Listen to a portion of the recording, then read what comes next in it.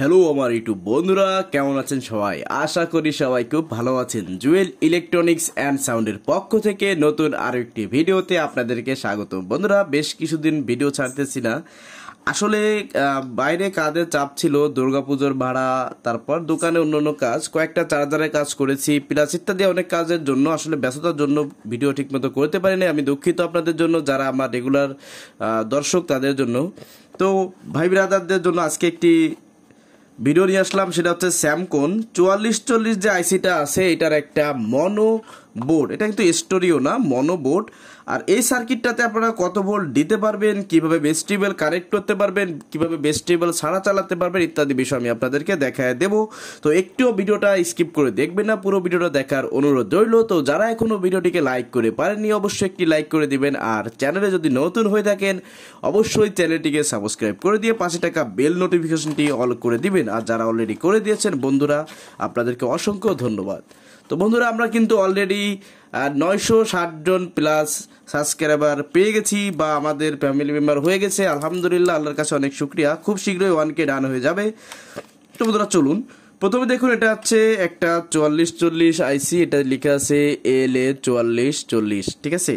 তো এটা আসলে খুব শর্টভাবে করেছে, কারণ আগে যে ইন্ডিয়ান স্যামকন বোর্ডটা পাওয়া যেত, ওই বোর্ডটা এখন আসলে ওইভাবে অ্যাভেলেবেল বাংলাদেশে আসে না, কারণ বর্তমানে বাংলাদেশে ইন্ডিয়ার মতো মাল তৈরি করা শুরু হয়েছে। তবে যতই যা বলি না কেন, ইন্ডিয়ার মতো কোয়ালিটি কোনোদিন বাংলাদেশ দিতে পারবে না, এটা আমার ধারণা, অভিজ্ঞতা থেকে বলছি।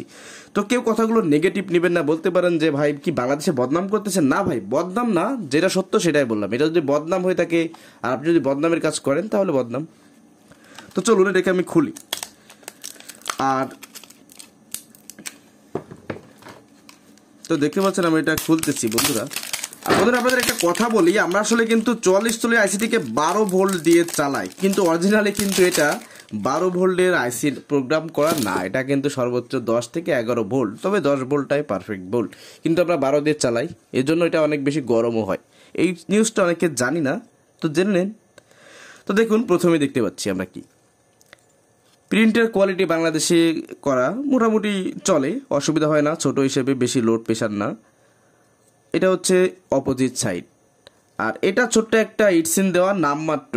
যদি কেউ এইটাকে আপনারা একটু ভালোভাবে ব্যবহার করতে চান, এই হিটসিনটা চেঞ্জ করবেন, এবং এই হিটসিন এবং আইসির মাঝখানে যে আইসির যে হিটসিনটা থাকে, ওখানে অবশ্যই কিন্তু আপনারা হিটসিন পেস্ট দিয়ে দিবেন। এটা বাধ্যতামূলক বলে দিচ্ছে এই জন্য যে তাহলে আপনাদের এই সার্কিটটা একটু হিট কম হবে, বা যেটুক হবে সেটা হিটসিনে ডিস্ট্রিবিউট হয়ে যাবে। তো গেল একটা ফাংশন বললাম। এবার আসুন, এখানে দেখতে পাচ্ছেন যে দুটি ক্যাপাসিটর আসলে লাগানো আছে। তো একটি হচ্ছে মেইন ভোল্টেজ ক্যাপাসিটর, আরটা হচ্ছে এসআইডি ফিল্টারিং এর বা বেস্টিবল সার্কিটের সাথে কানেক্ট করা আছে, তার মানে এই সাইডের জন্য। তো যাই হোক, আমরা এদিকে যাব না, আমরা তো এটাই বললাম। তো এখানে দেখুন লেখা আছে 16 ভোল্ট 3300 ইএফ। তো যদি এটা ভালো মানের থাকে আপনাদের লাগাতে হবে না, আর যদি মনে করেন এটা মান কম, তাহলে অবশ্যই এটা চেঞ্জ করে একটা ভালো মানের ক্যাপাসিটর লাগিয়ে দিবেন। সে তাতে কি হবে যে আপনাদের সাউন্ডের হামটা কম থাকবে বা থাকবে না। যদি টেকনিশিয়ান ভালো হয়, সেটা অবশ্যই রিমুভ করে দিবে।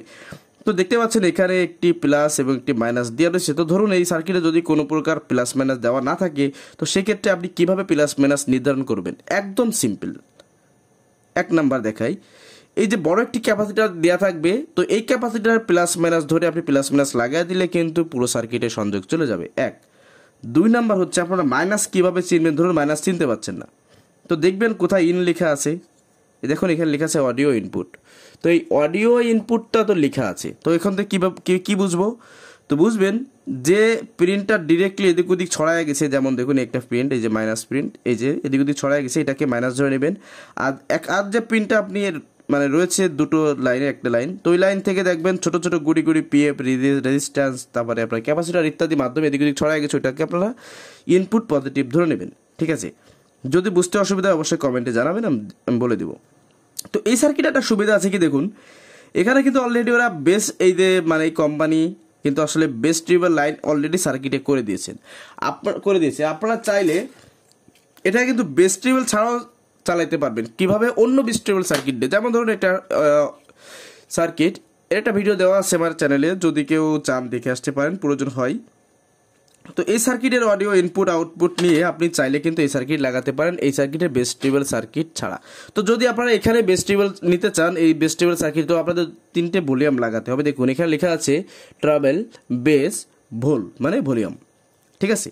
তো এখানে ট্রাভেলে 3 পিনের যে আমাদের যে ভলিউম আছে, দেখুন এই ভলিউমগুলো, এই যে এরকম যে ভলিউম আছে, এই ভলিউমগুলো সংযোগ টেনে দিলে তার দিয়ে ঠিকঠাকভাবে কাজ করবে, মানে আপনার এই সার্কিটটাই ভেস্টিবল হয়ে কাজ করবে। এখন ধরুন আপনার এখানে কোনো প্রকার মানে নাই, যে আপনার এইটা আপনি চাচ্ছেন যে আমি এই ভেস্টিবল চালাবো না, আমি আমার মতো করে কাস্টমাইজ করে নেব, ঠিক আছে।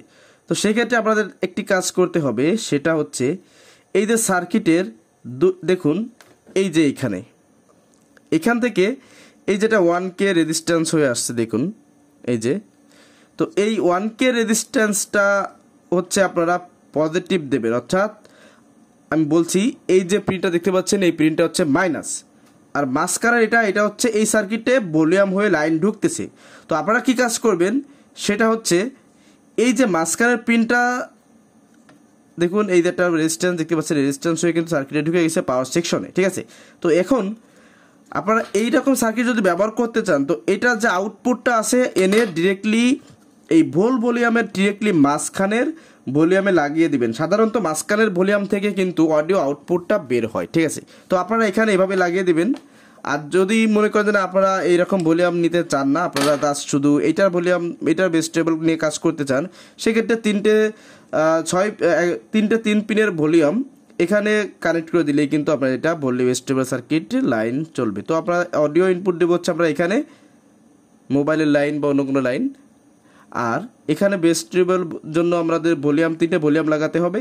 এই ভলিউম কন্ট্রোল হয়ে আমাদের এখানে একটা সিগন্যাল পাঠাবে, আর এখান থেকে অ্যাম্প্লিফাই হয়ে এই যে দেখতে পাচ্ছেন একটা স্পিকারের চিহ্ন, প্রতীক দেখা যাচ্ছে চিহ্ন, এই চিহ্ন হয়ে কিন্তু এটা বের হয়ে যায়, মানে স্পিকারের লাইন আউট করতে হবে, ঠিক আছে। তাহলে কি হলো, আমরা কি পেলাম, কত ভোল্ট দিতে হবে, কোথায় ভোল্ট দিতে হবে, কিভাবে অডিও কানেকশন দিতে হবে, কিভাবে আমরা ভলিউম এটাতে সেট করতে পারবো, ভলিউম সেট করব, এটাও কিন্তু এখানে দেওয়া অলরেডি আছে।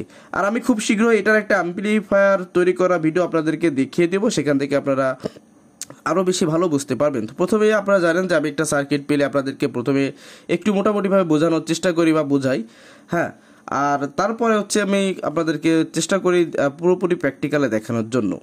তো এতে করে আপনাদের এটার সম্পর্কে একটা বেসিক ধারণা হয়ে যায়, বাকিটা প্র্যাকটিক্যালে দেখলে আপনাদের বুঝতে আর মানে বাকি থাকার কথা না। তো আমি এভাবে আপনাদেরকে সবসময় জন্য বোঝানোর চেষ্টা করি। আমি খুব বেশি ভালো বুঝি সেটা কিন্তু আসলে কখনো আমি বলি না, তবে যেটুকু বুঝি আপনাদেরকে বোঝানোর চেষ্টা করি আপনাদের উপকারের স্বার্থে। তো বন্ধুরা সবাই ভালো থাকবেন, সুস্থ থাকবেন, আর যারা এখনও কিন্তু ভিডিওটিকে লাইক করেন অবশ্যই লাইক করে দিবেন, আর ভিডিওটি কেমন লাগলো অবশ্যই কমেন্টে জানাবেন, যদি খারাপও লাগে সেটাও জানাবেন, ভালো লাগে সেটাও জানাবেন, এটা অনুরোধ থাকলো। আর যারা এখনও চ্যানেলটিকে সাবস্ক্রাইব করেন নাই অবশ্যই চ্যানেলটিকে সাবস্ক্রাইব করে দিবেন। তো বন্ধুরা ভালো থাকুন, সুস্থ থাকুন, আল্লাহ হাফেজ।